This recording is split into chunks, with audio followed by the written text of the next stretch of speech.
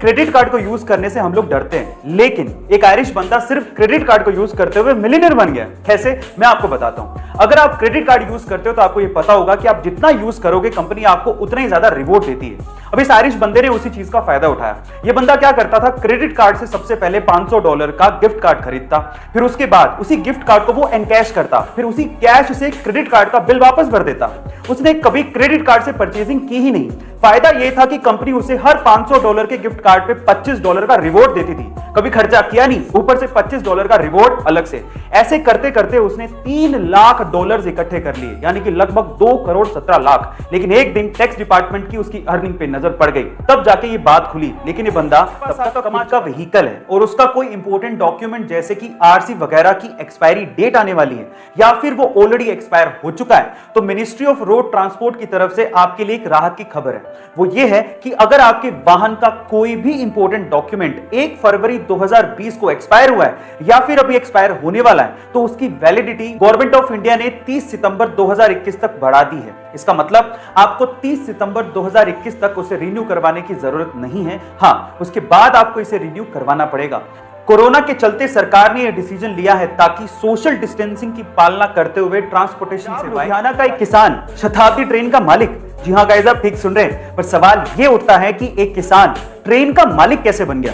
Actually हुआ कुछ यूं कि सन 2007 में रेलवे ने लुधियाना चंडीगढ़ ट्रैक के लिए एक किसान सनपूरन सिंह की जमीन का अधिग्रहण किया था और उसके लिए किसान को 1,47,00,000 रुपया रेलवे ने देना था। लेकिन रेलवे ने सिर्फ 42 लाख रुपए का ही भुगतान किया। अब बाकी पैसे नहीं मिले, इसी वजह से किसान सन 2012 में कोर्ट पहुंच गया। क्योंकि मुआवजा मिला ही नहीं, इसलिए सन 2015 में जज साहब ने उस किसान के नाम स्वर्ण शताब्दी एक्सप्रेस खरीदी और उसे उस ट्रेन को घर ले जाने की अनुमति भी दे दी।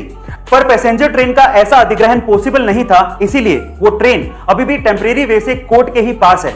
और आप इसकी वीडियो यूट्यूब पे याद है, जब आप किसी रिटेलर या किराने की शॉप पे सामान खरीदते थे और पेमेंट की टाइम पे छुट्टे ना होने की वजह से वो रिटेलर आपको टॉफियां पकड़ा देता था और आपको मजबूरी में वो टॉफियां लेनी भी पड़ती थी। बहुत बड़ी प्रॉब्लम थी यहां, लेकिन जहां पर प्रॉब्लम होती है वहां पर अपॉर्चुनिटी भी होती है और पेटीएम ने इस चीज को भांप लिया था। इसी वजह से पेटीएम ने अपनी टॉफियां लॉन्च कर दी, जिसका नाम पेटीएम स्वीट चेंज रखा। अब होता कुछ यूं कि अगर रिटेलर के पास चेंज नहीं होता तो वो कस्टमर को पेटीएम की टॉफियां पकड़ा देता और वही पेटीएम की टॉफियों पर एक यूनिक कोड होता था, जिससे कस्टमर अपने पेटीएम अकाउंट में उतना ही पेटीएम कैश उस यूनिक कोड से ऐड कर लेता था। अब इससे कस्टमर को तो फ्री में टॉफियां मिल गई, रिटेलर का भी फायदा हो गया और पेटीएम को नए नए डाउनलोड। न्यूजीलैंड के एक समुद्री तट फेयरवेल स्पिट पर 50 व्हेल्स आकर फंस गई।